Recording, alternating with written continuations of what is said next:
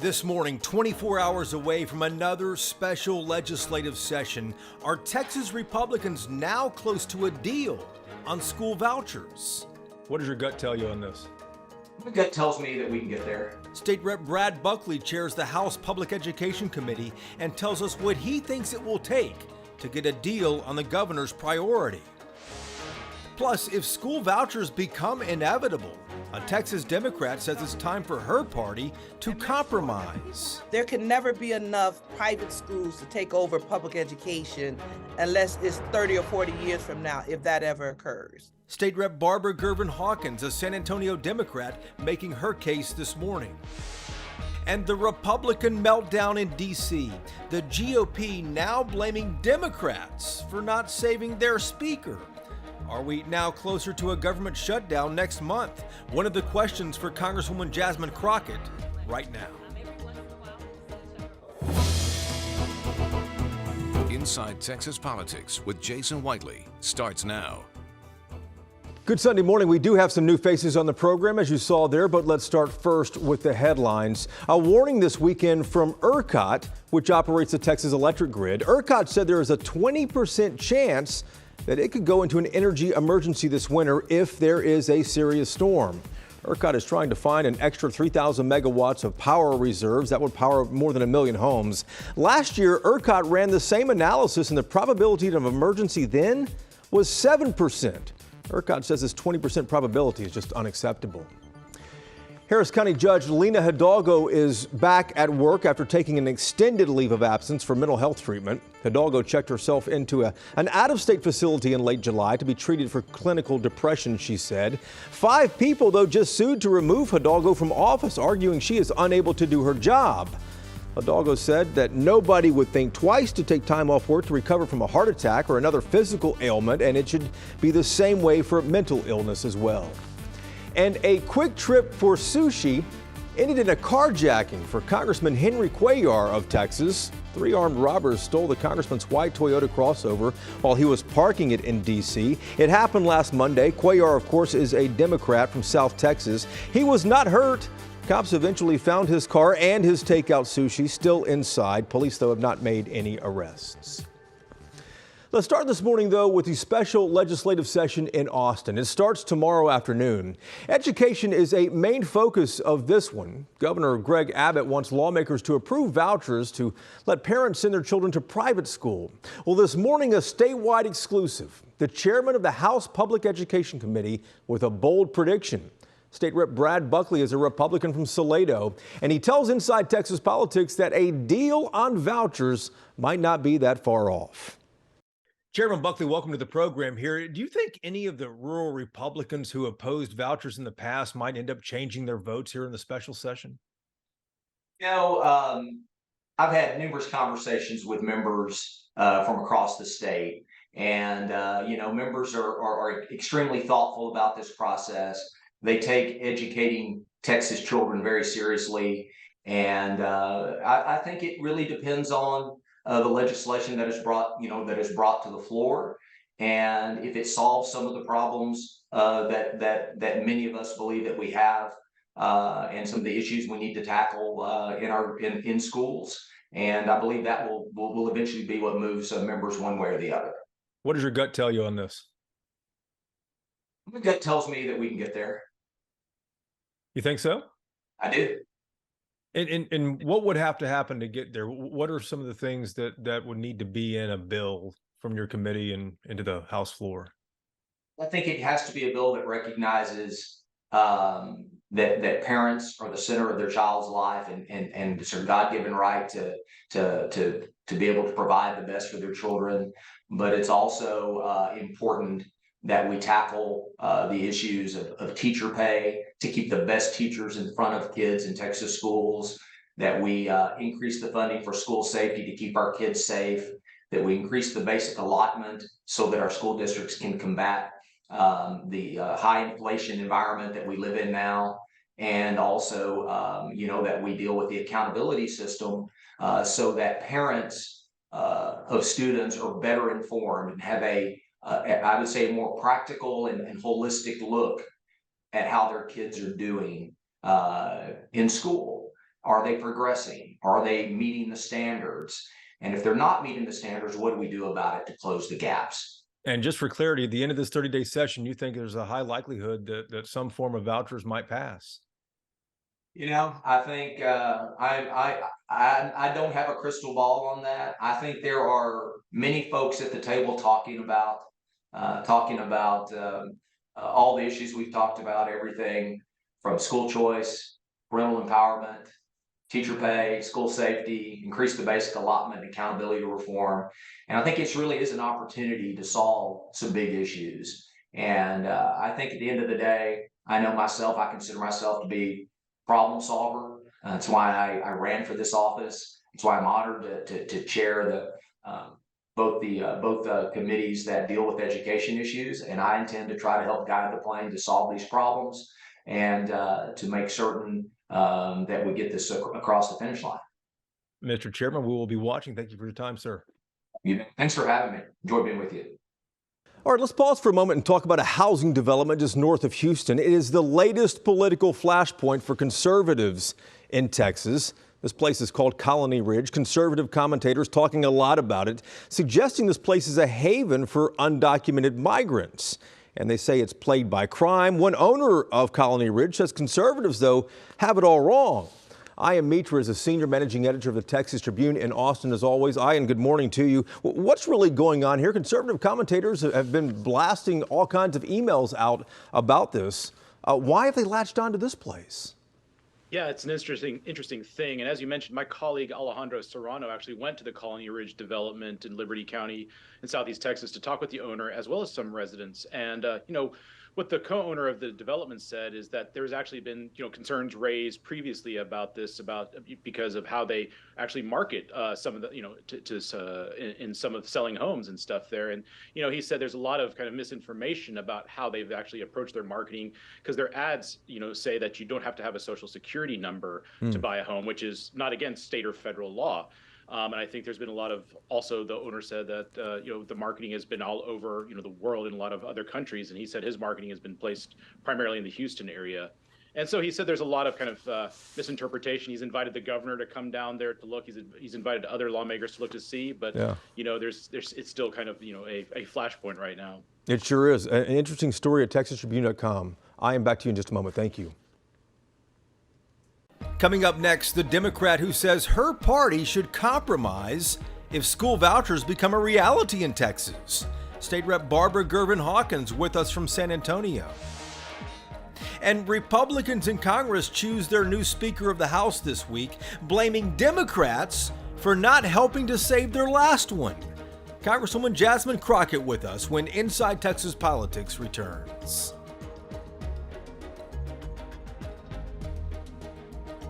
Welcome back to Inside Texas Politics. If school vouchers do become a political reality, a Texas Democrat says her colleagues should compromise on it. As you might imagine, that is not a very popular position in her party. But State Rep Barbara Gerin Hawkins says hear her out. She is a Democrat who represents parts of San Antonio. Representative Gerin Hawkins, welcome to the program here. You said that Democrats should compromise Republicans if vouchers become inevitable. Why in the world, a lot of folks are asking, would you ever want to compromise with Texas Republicans? Well, I think number one, Jason, we're in a situation where we've got to look out for our schools and our school children, okay? And so since there is our leadership, has the majority, and there's times when we got to create the win-win. We can't continue to get into our corners and say it's my way or the highway. So I'm always about the win-win for the good of the people. What have your Democratic colleagues said? And secondly, what is the win-win if you were to compromise? So my colleagues are like many other folks, the teacher unions and the teacher groups and all that is saying not only no, but hell no to vouchers, okay? But my position is this, is that if indeed we can use this opportunity to reimagine public education by putting more money in the basic allotment, putting more money to support our special ed and other special need kids, to be able to get teacher pay, to be able to create an environment that uplifts everyone. So when we look at vouchers, I also believe if we get in front of it, we can craft that framework, work with our leadership to do that. And I'm just a big believer that we try all different type of angles to be able to help our school age children. So I think that if those things are met, that's something I can look at. Representative, you have a pretty sophisticated background in education. Let me ask you this. On what issue would you not compromise when it comes to education? Well, one of the things I think so important, and let's talk about public education. So we don't want anything that destroys public education. And I'm a big believer that vouchers will not destroy public education. I think if we put the parameters on it, it's going to meet the needs of some of the school-age children. So for me, Well, let me ask you this. You said vouchers wouldn't destroy public education. You know, every Democrat in the world is saying absolutely it will. A lot of folks in public education say that. What are the parameters that could be established in your viewpoint that would not destroy public education? well, first of all, Jason, I would ask them the question, how will it destroy public education? Public education is such a big apparatus. There can never be enough private schools to take over public education unless it's 30 or 40 years from now, if that ever occurs, okay? Also, the private school environment is different from public and it's more stricter in many ways. A lot of our parents are not going to deal with the tenets of a private institution. So I think that the reality is you have to ask those people that say it will destroy it, ask them how. How could it possibly? And a lot of folks are saying that the way it would destroy public education is less money that would go into public ed. That means that teachers wouldn't get paid, teachers might leave, or districts couldn't do as much as they used to do. Well, tell me this, how does it do that when indeed our state of Texas dollars are built on a per pupil and per service type revenue stream? So let's say, for instance, kids do decide to go to private. Do you believe that they're going to be a major exodus? There's not enough seats in the private infrastructure to make that happen. I've even heard, well, some teachers will quit. I don't think so. If you're in teaching for the mission and the goal of educating kids and the salaries are right, I think that teachers will stay. I think what we've got to do is enhance public education to be able to make sure that it is the choice of the majority of our folks. Representative Gerin Hawkins, we appreciate the time. Thank you. Thank you. All right, now to Congress, where we are also watching what happens in Washington this week. Republicans will select a new Speaker of the House beginning on Tuesday. You know, this is a situation that has really split Republicans in D.C. and many places of the country as well. Some are even blaming Democrats for the mess they are in. Our next guest, one of the most outspoken Democrats in D.C., Congresswoman Jasmine Crockett, a Democrat from Dallas. Representative Crockett, welcome back to the program. Basic question here. Is anything at all getting done in the House? No, absolutely not. In fact, we are prevented from doing anything. That's committee hearings, that's markups, that's absolutely putting bills on the floor until we have an elected speaker. The Speaker pro tem, his only job is to oversee the speaker election. Republicans are even blaming some Democrats right now for not backing Kevin McCarthy as Speaker. What's your reaction to that? It's a joke. I mean, he lost his job because he had members of his party that did like the fact that Democrats have been helping in a bipartisan way to pass legislation that benefits the country. It's an absolute joke. Listen, McCarthy caused this entire downfall of his legacy. McCarthy is the one that said that it will only take one person to vacate my seat. He didn't have to do that. He's the one that agreed to that in the rules. In addition to that, we continuously see that the Republicans that have caused this disarray, this whatever faction you want to call them, they honestly don't want to govern. And so the only way someone can be successful is if they actually pick up the phone and call Democrats. You know, the idea that we were supposed to save Kevin McCarthy and he didn't even pick up the phone and say, hey, can you save me? That's absolutely ludicrous. And honestly, when you have that kind of conversation, then it looks more like, all right, if you want us to save you, Kevin, we have to have an insurance say that we're going to keep the government open, right? And we would have to be creative about it. And we would most likely need some rule changes, get some of these radicals off our rules committee. Like, we need to get back to governing. We've not really governed at all. I mean, most people don't understand that we've had 9 months to pass appropriations bills, and we've not been governing at all. And it's time to get to work. People are relying on us. How often do you interact with Republicans on the Hill, and what has their reaction been since all this happened? So we don't interact that much. Every once in a while, we'll see each other on flights, like I did on my flight yesterday. I did see one of my Republican colleagues that I know very well, and we talked about it just a little bit. And I said, "What are y'all gonna do?" And his answer was, "I don't know." So I think that, yeah, they needed to take this week, even though to the American people, it looks like a waste of time. And for everyone that's talking about government waste, I mean, I'm sure people are thinking this is terrible. But we saw what happened when we tried to get sworn in January. We went 15 rounds back to back to back because we had to be sworn in before we could do anything. Well, they've decided, they know that they don't want another display like that where it's just round after round. But I can't guarantee you that next week when we go back, that we still won't have a replay of the same.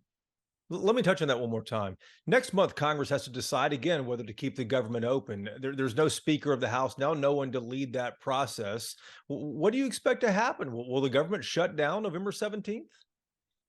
I said the government was shut down before. I believe the government will shut down again. I still have my buttons that say no government shutdown, no Republican government shutdown. I have not thrown those buttons away because I think that they are going to be necessary. We see that this radical faction wanted to fire their speaker because he kept the government open.